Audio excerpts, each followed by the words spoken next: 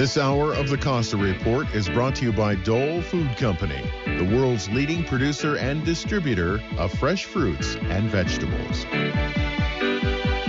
Welcome to the Costa Report. I'm Rebecca Costa, and thank you for joining me for another 2 hours of straight talk radio. I want to take a moment to welcome new listeners who are joining us on KMET and also armed service personnel who are joining us on the internet. Thank you for being with us.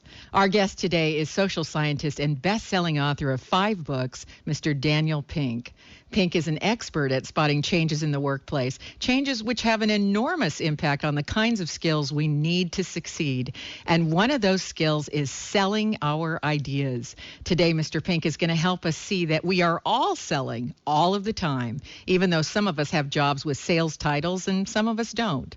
But before Pink joins us, as is my custom to do each week, let me tell you a little bit about his background. Pink earned his undergraduate degree from Northwestern University and law degree from Yale Law School. He worked for a short time as an aide for U.S. Secretary of Labor Robert Reich in the Clinton administration, and from 1995 to 97 as chief speechwriter for Vice President Al Gore. Pink published his first book, Free Agent Nation, The Future of Working for Yourself, in 2002, which became an immediate bestseller. He soon followed this with The Adventures of Donnie Bunko, The Last Career Guide You'll Ever Need, and A Whole New Mind, Why Right-Brainers Will Rule the Future, and finally Drive, The Surprising Truth About What Motivates Us. In each of these books, he reveals how the work environment has changed and what fast adapters are doing to prevail in that new environment. His latest book, To Sell As Human, The Surprising Truth About Moving Others, exposes some of the misconceptions we all have about selling, and we're going to hear more about that in just a moment. I want to add that Pink's work has been published in the New York Times, Harvard Business Review, and Wired Magazine, and he also provides analysis for CNN, CNBC, ABC, NPR, and other networks. It's my pleasure to welcome to the program one of our most astute observers of human behavior and emerging trends, Mr. Daniel Pink. Thank you for joining us, Mr. Pink. My pleasure. Thanks for having me on the program. Let's get started with your latest book, To Sell As Human. So what's human about it?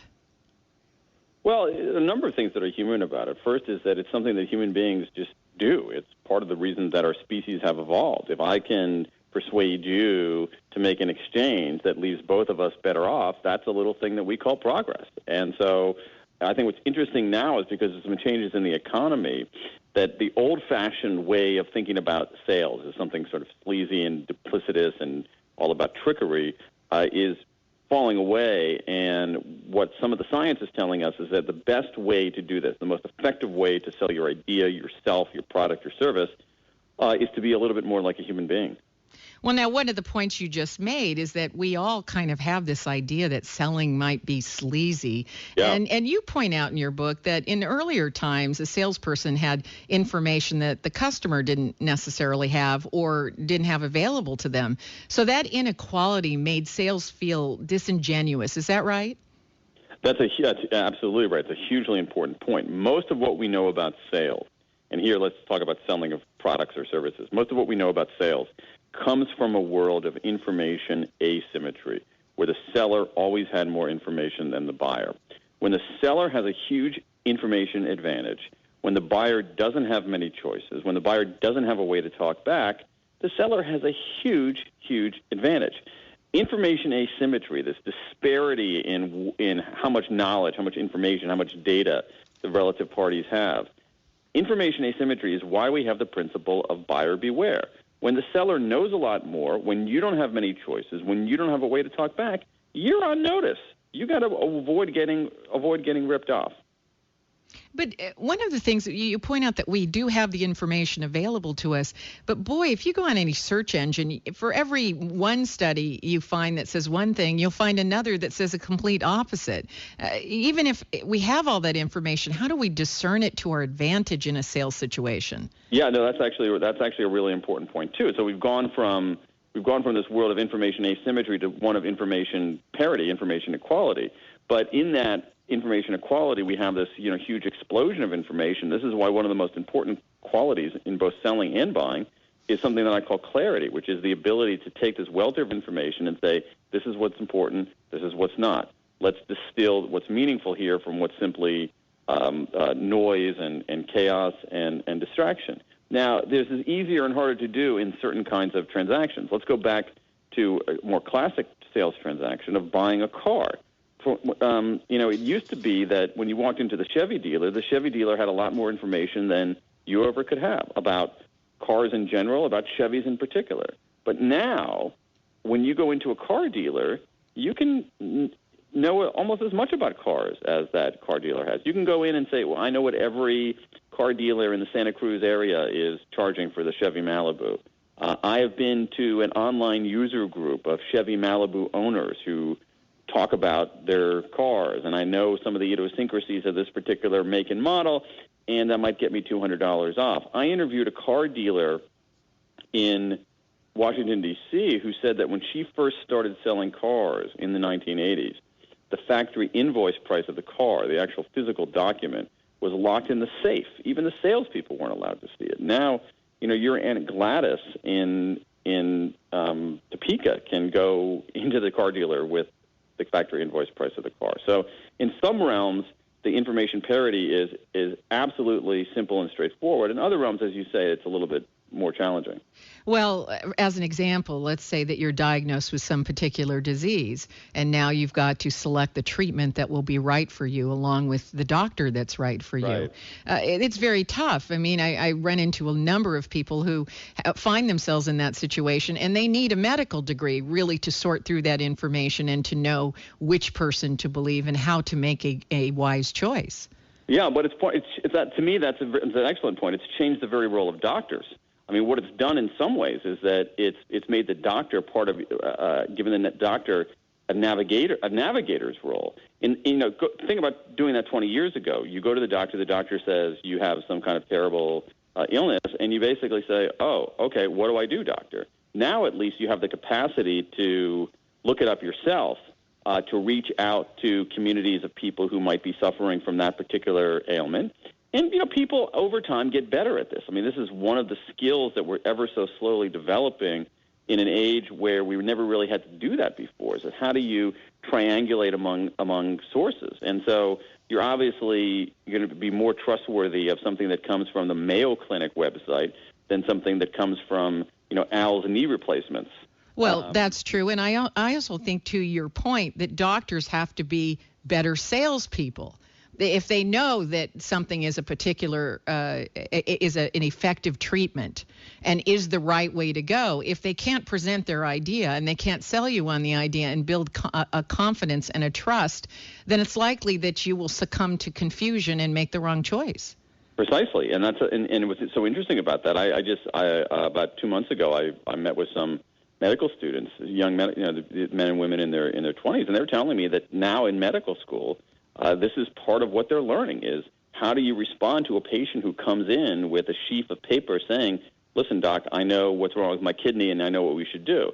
Sometimes they're right, sometimes they're wrong, but the doctor as kind of the oracle or the doctor as the person who simply dictates, those days are ending. And that's probably over the long haul better for all of us. It's probably better to have the patient involved in some kind of way, even if the patient doesn't understand every single element of what they've what they've looked up. But it certainly changes the role of the doctor. The doctor needs new types of skills in order to present their ideas. That's exactly right. And fortunately, medical schools are not training those kinds of things. The existing doctors, were trained in a world where that was unthinkable, that a patient could come in, reasonably well informed about some obscure ailment.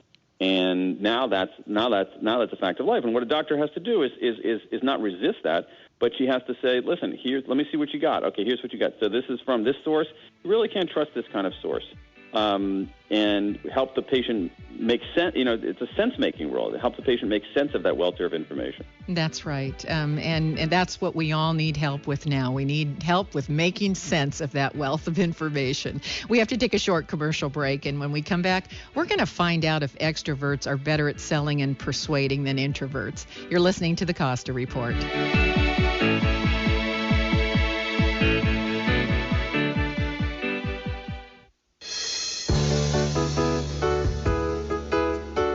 This Legal Minute is brought to you by Nolan, Hammerly, Etienne, and Haas, experienced attorneys providing professional legal services to the Central Coast for 85 years. Hello, this is attorney Stephen Wagner with your Legal Minute. Have you ever said to yourself there ought to be a law for that? Well, often there is. In this segment, I will address the issue of social media and hiring practices, and specifically the potential employer's right to snoop around in social media networks to gather information about the potential employee. From the employer's perspective, social networking sites must seem like a treasure trove or petri dish, overflowing with valuable information. The hot-button legal issue that has arisen recently relates to the employer's request, or worse yet, demand for the candidate's password and/or username. It is this conduct by the employer that has sparked outcry and controversy based on privacy rights, and this has led to legislation and the enactment of laws that now prohibit employers from making such demands or requests. Such is the case in California and several other states. It would now seem that the lid has been placed back on the petri dish. However, it is important to note that employers still have a right to access all public information. That is, anything the potential or current employee chooses to share, publish, or make public. In other words, these laws do not protect job seekers from their own stupidity or indiscretions that they decide to gloat about by publishing their escapades on the World Wide Web. So it seems that discretion is still the better part of valor. This is Stephen Wagner, and that's your Legal Minute. Brought to you by Nolan, Hammerly, Etienne, and Haas. Selected in 2013 as one of the top law firms in the United States by Martindale-Hubbell. This is Sylvia Panetta inviting you to join us for the third in the Leon Panetta 2013 lecture series. The next forum will focus on gun control, the Second Amendment. Are there limits? Secretary Panetta will moderate a discussion with Sarah Brady, chair of the Brady Center to Prevent Gun Violence, and Asa Hutchinson, former U.S. representative and National Rifle Association Task Force director. What is the balance between individual freedom and safety? Monday, May 27th, 7 p.m. KSCO. Hello, KSCO customers. This is Adam from the Ben Lomond Market Meat Department, inviting you to our one-day Meat Bonanza sale, Friday, May 17th. We'll be offering these items in the bulk quantities. 1-pound packages of cooked shrimp meat for $5.75 a pound, 5-pound packages of Miller hot dogs for $19.75 each, pork tenderloins, $3.35 a pound, New York strips, $6.59 a pound, boneless pork loins for $1.98 a pound, baby back ribs for $2.98 a pound, bone-in pork butts for $1.45 a pound, Victor brand bacon in the 5-pound package for $3.95 a pound, 3-pound bags of tilapia fillets for $3.30 a pound, pork spare ribs for $1.98 a pound, filet mignon $11.95 a pound, and ribeye roast for $6.89 a pound. Buy in bulk packages and get great savings. It's a perfect way to stock up the freezer or have a barbecue with family and friends. And remember, this is a one-day sale only. Friday, May 17th. Hope to see you at the Ben Lomond Market. Hi, this is Neil from Off the Lip. Did you know there is a KSCO talk show host who practices her surfing while listening to the Off the Lip radio show in her bathtub? Did you know that the First Lady of the Surf City is an avid and competent surfer? Santa Cruz Mayor Hillary Bryant will be our honored guest on the next Off the Lip radio show, Tuesday at 7 p.m. So tune in or call in to Off the Lip radio show or follow us on Facebook. Welcome back to the Costa Report. I'm Rebecca Costa, and my guest today is author Mr. Daniel Pink. And before the break, you were making the point that the skills needed to persuade are necessary in every profession, even including doctors. So what are some of the myths we have about selling? For example, is it true extroverts are more successful at sales than introverts? Well, it's a great question. Here's what the data show. The data show that extroverts are more likely to go into sales, that extroverts are more likely to get hired as sales professionals, that extroverts are more likely to get promoted once they're in those jobs. The only wrinkle here is that when scholars have looked at the link between extroversion and sales performance, that is, who sold stuff, how often did the cash register ring, the correlation between extroversion and sales performance is essentially zero. So it's an intriguing question. Does this mean that introverts, perhaps soft-spoken writers, are better salespeople than the glad-handing types? And Adam Grant, who's a really wonderful young scholar at the University of Pennsylvania's Wharton School, recently looked into this in a paper that was published just a few weeks ago. And what he found was this. He did this study of a software company. He went to their sales force, and he measured the introversion and extroversion levels of that sales force. And then the sales force went out into the field, and over the next 3 months, he chronicled how much they actually sold. And here's what he found out. Between introverts and extroverts, extroverts sold more. Extroverts sold a little bit more. Extroverts were a little bit better at sales than introverts. But that was not the big story. The big story was this, that neither the introverts nor the extroverts did nearly as well as a third group, and that group is called the ambiverts, A-M-B-I-verts, ambiverts. Now, this is a term that a lot of people don't know, but it's actually been in the literature since the 1920s, and ambiverts describe people who are somewhat introverted and somewhat extroverted, people who are kind of in the middle. And what Adam Grant's research has found is this, that very strong introverts, they're not very good salespeople. They're not assertive enough. They don't like to strike up conversations. They're not very good at it. But I think the big breakthrough is that strong extroverts, they're not much better. And those are the people we think are the naturals, the glad-handing, backslapping types. And they're not very good at it either. And as he unpacked it, the reasons for that seem to be they talk too much and listen too little, they're too pushy, and really it's the people in the middle who are somewhat introverted and somewhat extroverted who tend to be the most effective in sales. They know when to push, they know when to hold back, they know when to speak up, they know when to shut up. They're much more attuned, they have a kind of a wider repertoire of skills. And it's really the ambiverts who are the sales stars, not the extroverts. That has, this is just ringing so true to me. I have to say. What would you consider yourself? Introvert, extrovert? I consider myself a forced extrovert. Interesting. I knew that being introverted, I'm a scientist, so I just naturally I like to spend time with books and research. Right. But I knew I couldn't have the lifestyle I wanted. I wouldn't have the life I wanted. I wouldn't have either personally or professionally if I just let that introversion take me over. And so I could see the life I wanted, and I said, well, I've got to develop social skills. So I pushed myself to the point now where I'm a public speaker. And no one who ever would hear me on a stage would characterize me as an introvert. I don't think they would. Yeah, that's very, very interesting. It's so interesting because I think that's the story of a lot of people. And it goes to, my guess is that you're probably more of an ambivert than a pure introvert. That one of the techniques that some of these researchers use is give people an instrument and then locate them on a spectrum of 1 to 7. 1 meaning extremely introverted, 7 meaning extremely extroverted. Mm-hmm. And so someone who is a 1 or a 1.5 or even a 2 might have some difficulty. But someone who is a let's say you're a 2.5. I'm basically a 2.5. Someone who's a 2.5. You know what? We can learn how to be a 3. Yes. And a 3 is pretty good. Yes. And a 3 is better than being that super strong extrovert. Mm-hmm. That's the great insight of all of this. But the interesting thing is, I think if you really are introverted and you acquire and you become proficient at extrovert types of characteristics and skills, one of the things that you notice is this tremendous drain. You go on stage, you speak publicly, or you get into a sales situation, and you're very good at what you're doing. But when you're done, instead of getting juice from that situation, which is how I characterize extroverts, they get juiced up by the public. And for me, it's they're tapping my battery in a big way. Yeah. No, but you can still do it, and that's absolutely. That's the key.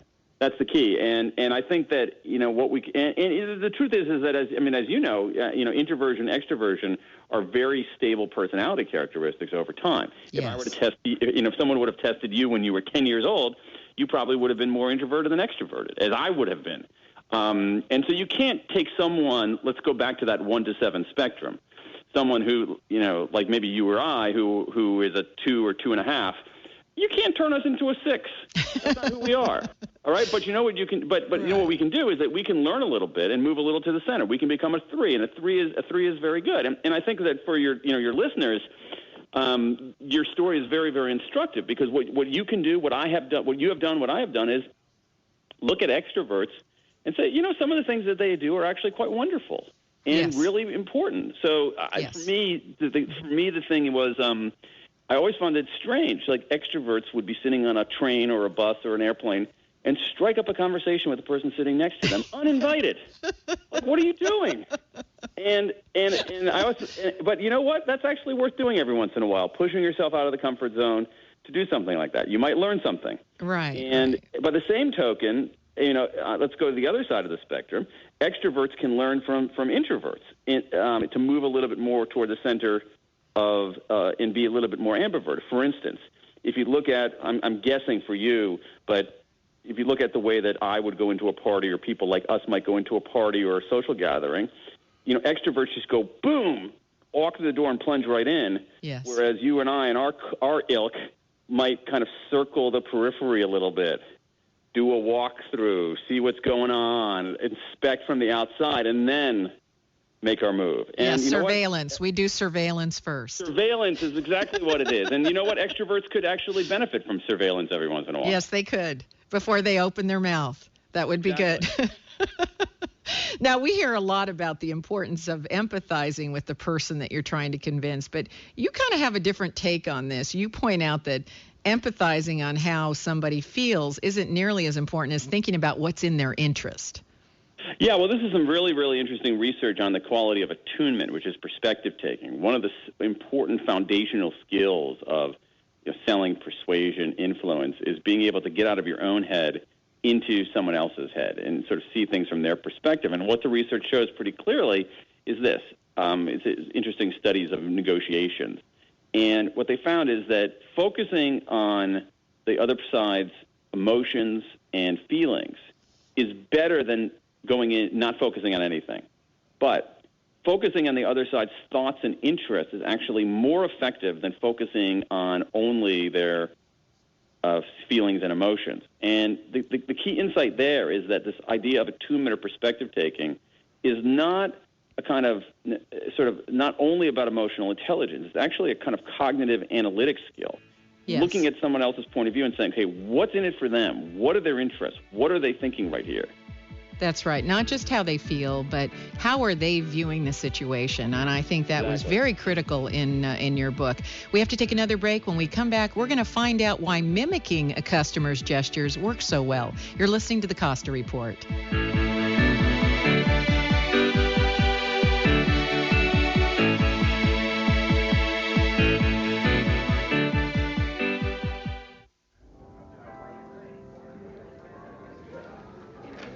I'm here today with Scott Caraccioli of Caraccioli Cellars. Now, there's a number of ways you can taste wines at the tasting room.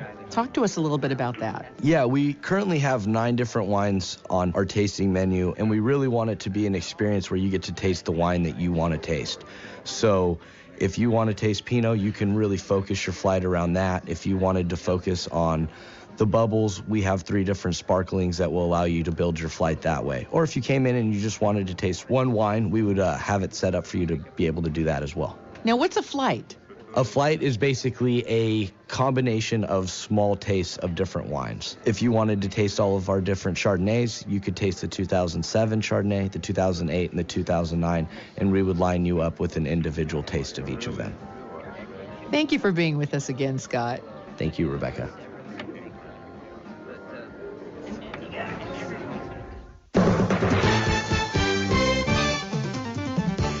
Ready for a break from the typical talk radio menu of topics that make you angry and stressed? Well, get ready. Sean Conrad is in town, blowing through on a nationwide book tour for his wildly fun and fascinating book, Kicking Out the Jams, The Purple Haze of My Crazy Days in Radio. Sean is a legendary radio and television advertising sales and production master whom I have admired for many years, but I had no idea what a colorful background he had in the media industry. Hear about his exciting life life of psychedelia, flaxen, waxen, sex, drugs, and rock and roll. As he said, from hanging out with rock stars to being homeless and back again, from scribbling autographs to signing divorce papers. Can there possibly be a happy ending? Find out on the next KSCO special. Talk to the ever-adventurous, never-boring Sean Conrad this Saturday, 10 a.m. to 12 noon, right here on It's About Time We All Had Some Fun Radio, AM 1080 KSCO.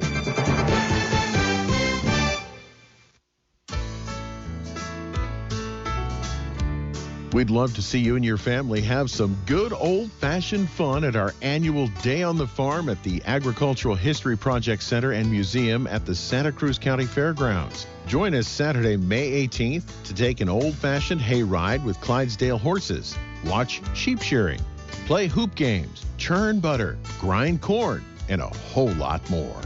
And if you're lucky, you might be able to drive the horses for a bit with some help from our experienced teamsters. We'll have food to purchase provided by the Heritage Foundation, and you can amble on over and see the Pajaro Valley Chamber Car Show also on the fairgrounds at the same time. That's Saturday, May 18th at Day on the Farm at the Agricultural History Project located at the Santa Cruz County Fairgrounds outside Watsonville. The times are 10 a.m. to 4 p.m. with hay rides 11 a.m. to 2 p.m. and driving the horses between 2 p.m. and 4 p.m.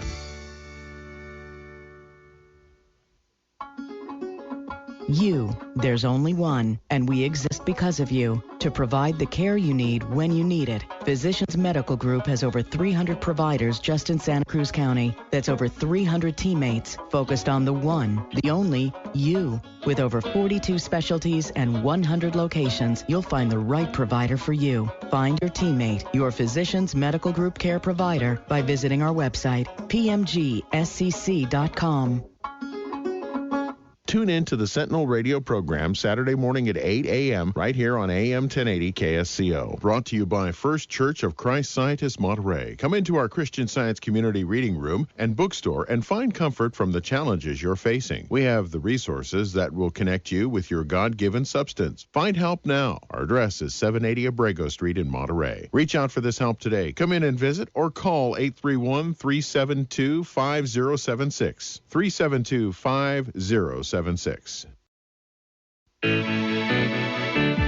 Welcome back to the Costa Report. I'm Rebecca Costa, and my guest today is best-selling author Daniel Pink. And before the break, we were discussing the fact that empathizing with how a person feels is not nearly as effective as looking at the situation from their perspective. And understanding their reasoning is so critical to changing behavior. So one of the techniques you describe is imitating the gestures of the person you're selling to.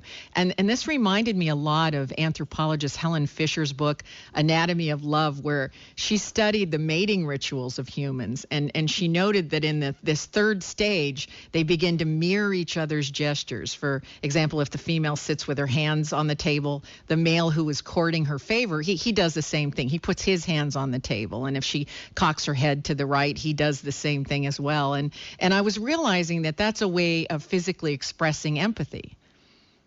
It's a really, really great point between really, really good comparison between this stuff and the Fisher work. And it shows, I think, that this idea of mimicry, which it sounds a little duplicitous, it sounds like you're trying to fake somebody out, is part of what human beings do, that we mimic and mirror each other's posture, our facial expressions, as you say, the tilt of our head, the way we hold our hands.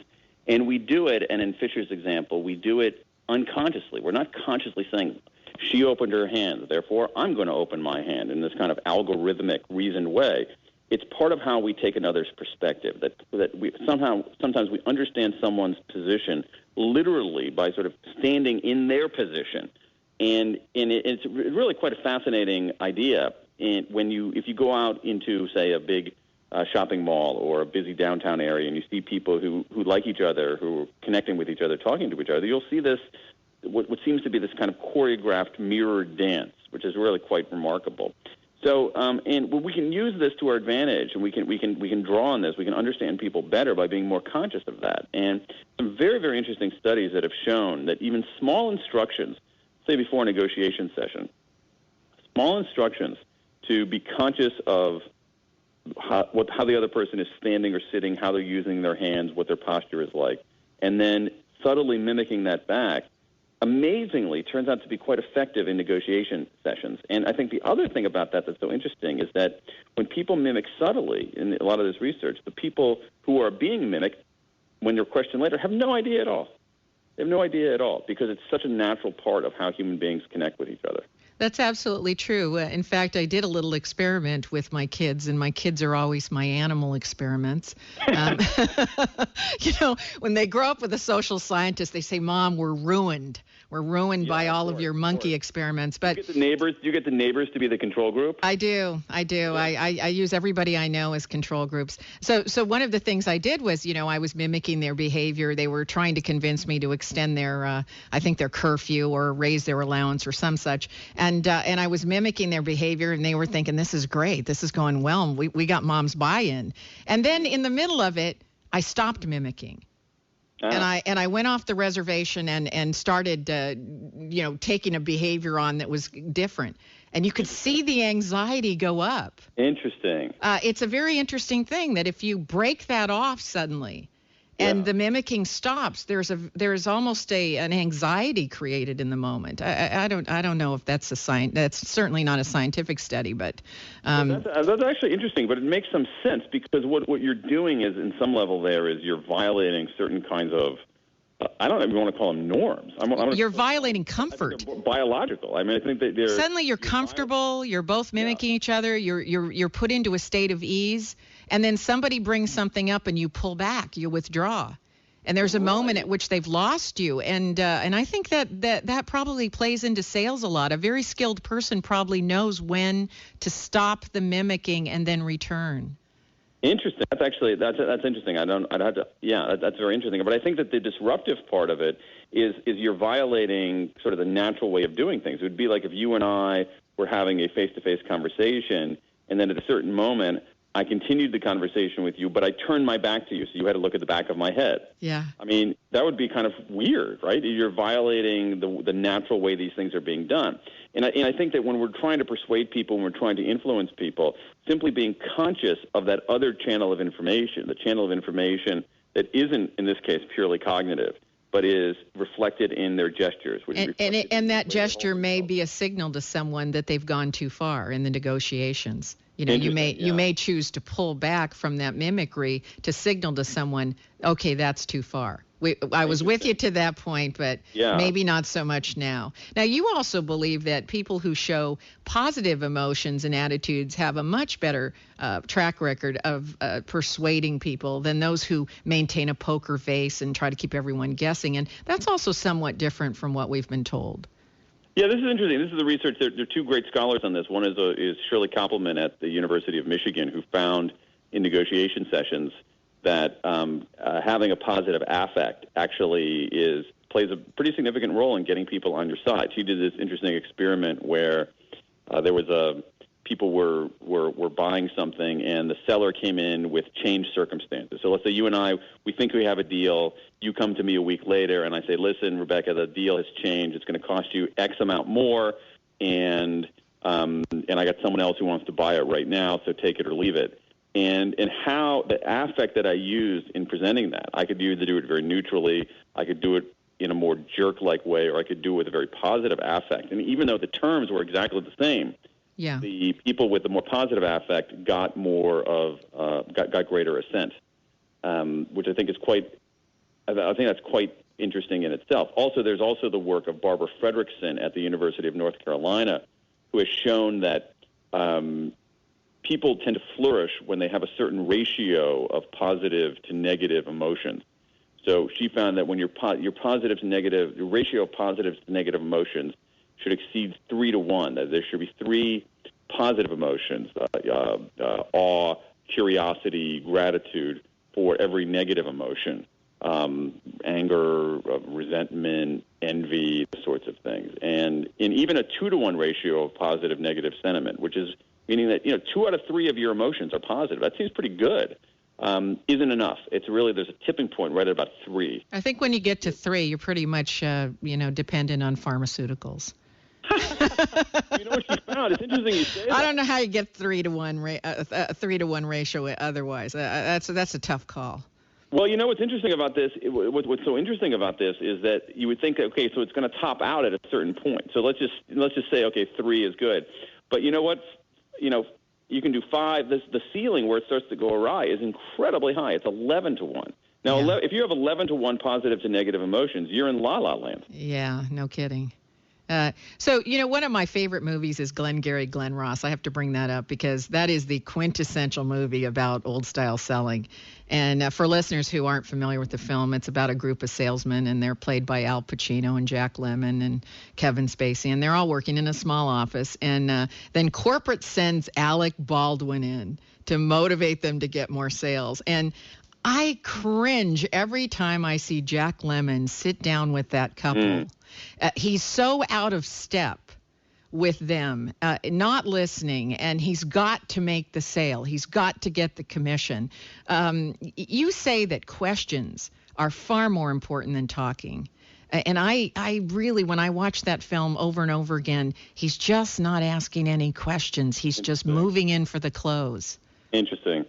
Yeah, though there are a lot of great lessons there. I mean, Alec Baldwin in that famous scene, talks about the ABCs, A always, B, B, C closing, always be closing, always be closing, this very predator approach. And in my view, looking at the social sciences, that the new ABCs are attunement, which we've talked about, buoyancy, which is staying afloat in the ocean of rejection, and clarity, which we talked a little bit about, dealing with this massive information and making sense of it.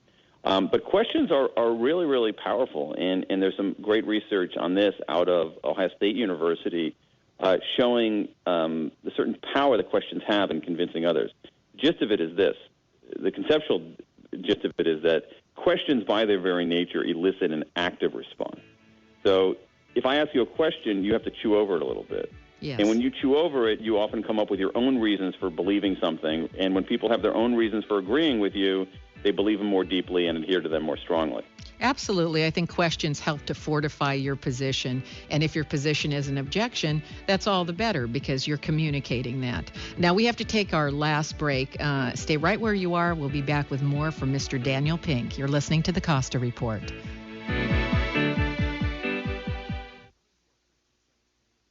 Just about everyone knows that fruits and vegetables are good for our health, but not everyone knows how to build a healthier plate. Hi, I'm Amy Tobin, a cookbook author and culinary expert. For each meal, nutrition experts recommend filling half of your plate with fruits and veggies. Whether it's fresh berries with your breakfast cereal, a wrap filled with your favorite roasted vegetables for lunch, or a medley of crunchy veggies for a pre-dinner nibble, Dole provides the freshest and highest quality produce available. When you load up on all the nutritional good stuff, you give your meal an instant boost of color, flavor, and texture, plus vitamins and minerals and fiber. Everything your body needs to succeed. For nutritional inspiration and to learn more about Dole's fresh, whole, and cut vegetables and a full line of berries, visit Dole.com. With Dole as your partner in health, the possibilities are endless. Visit Dole.com.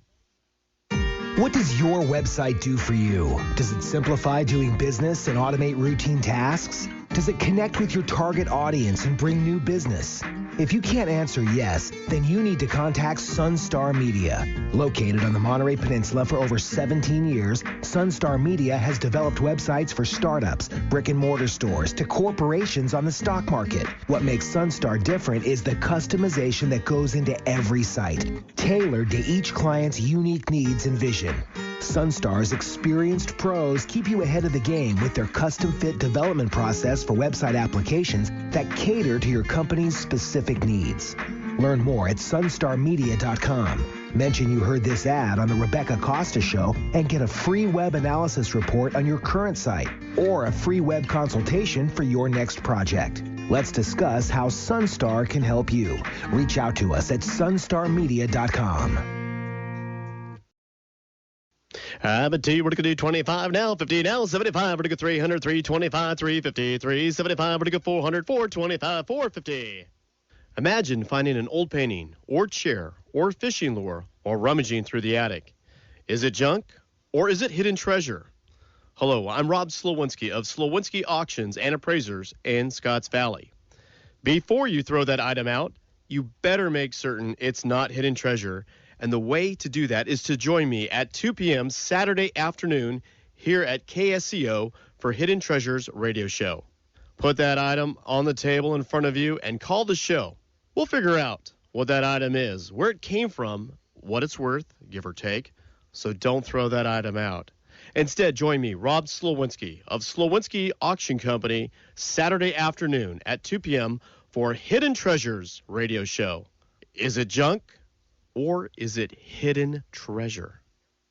If you own property, you know how much hard work goes into keeping up with it. Kubota compact tractors can help you power through all kinds of spring chores. If you're thinking, I'd love to own a Kubota, but can I afford a Kubota?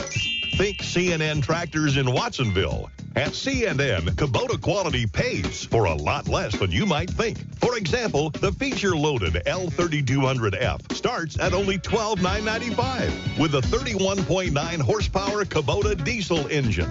Nothing wimpy under the hood. The L3200F also features a Category 1 3-point hitch, smooth shuttle transmission, and power steering. All standard, and all with the durability and reliability that a Kubota is known for. Kubota's L3200F. Think about it. With so much power, versatility, and quality, you can't afford not to take a look. Check out Kubota at C&N Tractors in Watsonville. Give us your tough jobs.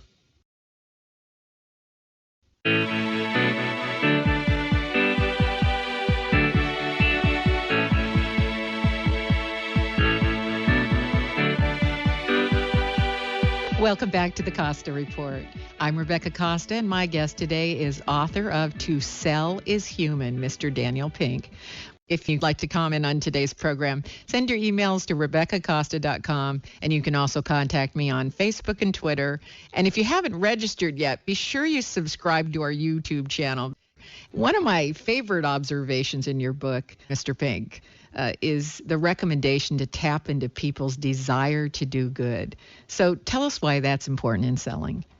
Yeah, it's interesting. There's a really exciting line of research that's come out from a lot of young scholars, including Adam Grant, whom I mentioned earlier, but several others, who've shown that at some level we're leaving appeals to purpose on the table. That we tend to think that it's only that the only thing that people think of is what's in it for them, and that's actually a very important component of it all. But appealing to a higher purpose is really, really powerful, or reminding people why they're doing something in the first place is extremely powerful. One of my favorite examples of this was this great study of Israeli radiologists. And what they did is for two groups of radiologists. For one group, they just read the scans on the computer as they ordinarily would. For the other group, they read the scans, but the scans were accompanied by a photograph of the patient. So they were looking at somebody's ulna, but they would say, oh, here's Fred. This is Fred's ulna. Okay, so very simple intervention there. And it turned out that radiologists who saw both the scan and the patient's photograph spent significantly more time looking at the scan and created far more meticulous reports. The other thing that's very interesting about that is that they did a follow-up where they presented this, radiologists are reading scans, dozens and dozens of scans every day. Mm-hmm. They took those same scans, let's say Fred's ulna, they took those same scans and presented it to the same radiologists several months later. Okay, they didn't know, the radiologists didn't know this. And when the radiologists read the scans without the photograph, again, they didn't know they were seeing this again. They ended up being less meticulous, but also they ended up not finding 80% of what are called the incidental findings, which is I go to get my hand, I think I broke my finger, I go to get an x-ray, and they say, your finger's fine, but there's a little cyst there down near your wrist that we need to look at. And so this idea of making it personal, of actually putting a face on it, actually improves people's performance. So the same radiologist basically was subject to the same reading, but one time they had a photograph, and then later they didn't have a photograph. And clearly they missed some things when they didn't have a photograph and no opportunity to empathize. It was remarkable it's remarkable how much they missed. Mm-hmm. I mean, their findings. It was really the incidental findings, which is, stuff that you're not looking for. That ends up, and that's how a lot of people's lives are saved. Actually, they go in for a scan for X, and they say, wait a second, we see something else there. there was a drop of 80%. That's just remarkable. So the new discovery here is that we all want our photographs to go with every X-ray. You know what? I have to say, it's not. I think as a practice in hospitals and in doctors' offices, it's not a bad practice to adopt. And the great part about it is that it doesn't really cost any extra money. Everything is digital. Mm-hmm. You can pop up my shining face when I go in to get my, ankle scanned after falling down running. Yes, that's true. Now, you've been working in Washington, D.C., so let me ask you this. Okay. Politicians have the ultimate selling job because they have to sell concepts. And not only do they have to convince the country, they have to convince people to cross party lines in order to get anything done. But gridlock, that's a sign that the process of selling is broken down. And is that because they don't follow your rule to give up power, or is that something else? How do you diagnose that? I have a slightly different diagnosis of that, and it's actually, I wish it were simply that they weren't following some of these well-established principles of social science on persuading and reaching common ground. I think the problem, Rebecca, unfortunately, is far deeper than that. Let me give you, let me see if I can, so let's say that I was selling a car, and you were in the market to buy a car, a used car. So and the lowest price I would charge $2,000, and you're not going to pay more than $1,300. We are simply not going to do a deal. Yes, that's the facts. Right, we're too far apart. There's no common ground. Mm-hmm. And I think what's happened in the Congress, and the Democrats have moved very far to the left. The Republicans. Oops, we're missing a connection here. Mr. Pink, can you hear me?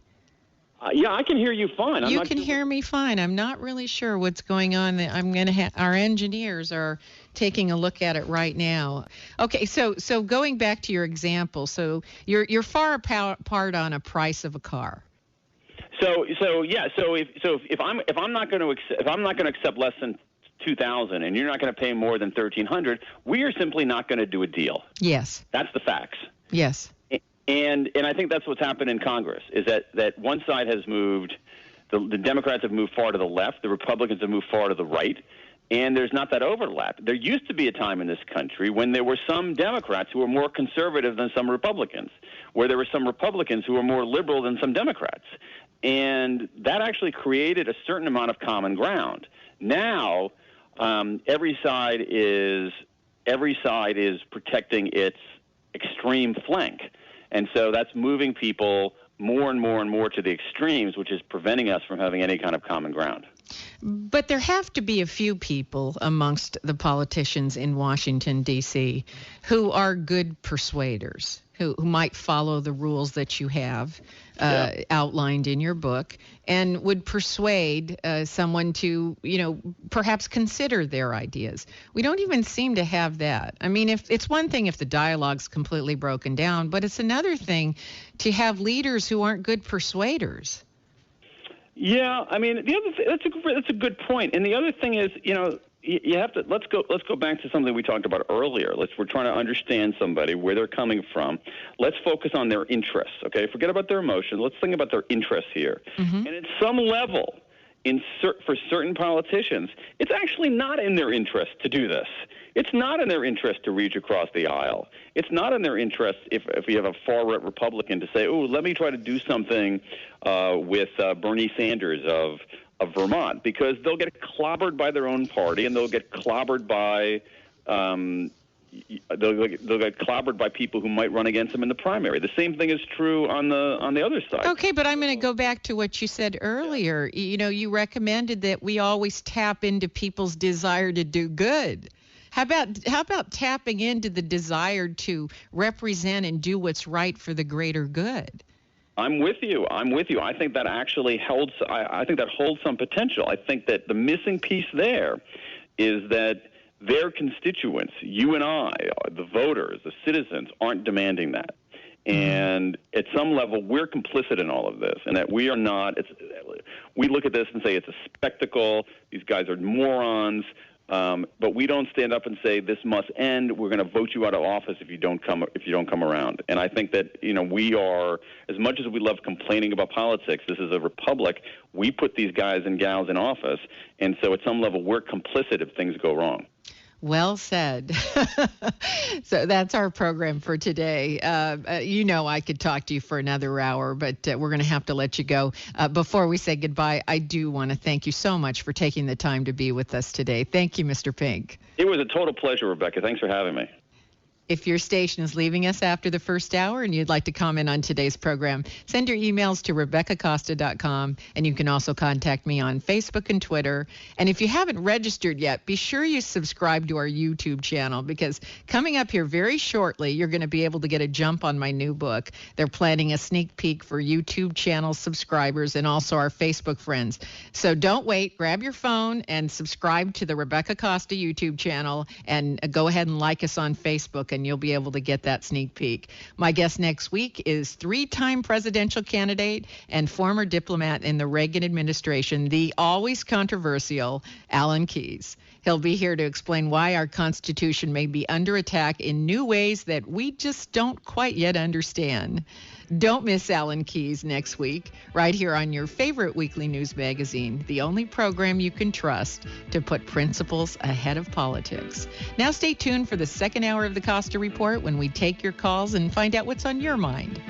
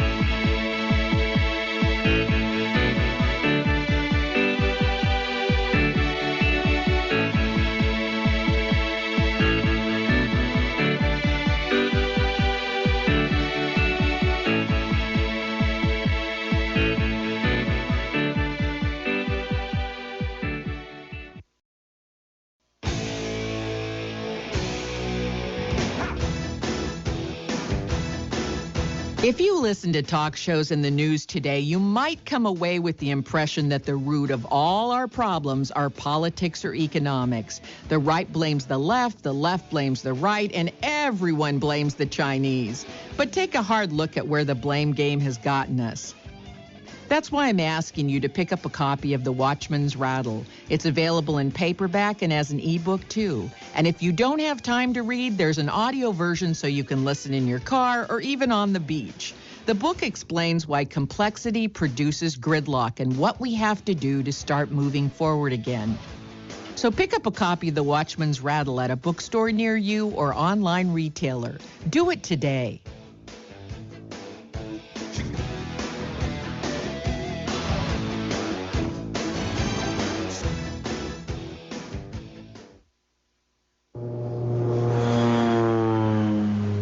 Props Restaurant and Lounge is open now at the Watsonville Airport. That's right, there's a brand new watering hole ready to serve you 7 days a week for lunch and dinner, located right at the Watsonville Airport. Easy to reach, and what a wonderful destination it is.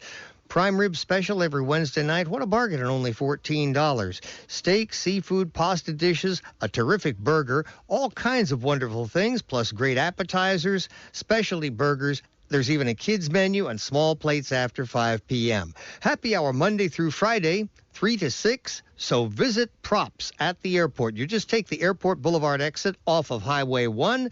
When you get to Aviation Way, hang a left, and you'll find 100 Aviation Way. It's the airport building, and in it is Props Restaurant. Go, eat, drink, and enjoy. Props Restaurant and Lounge is open now at the Watsonville Airport. Tell them Charlie sent you. From San Jose to Salinas, Red Hot News Talk, AM 1080 KSCO Santa Cruz.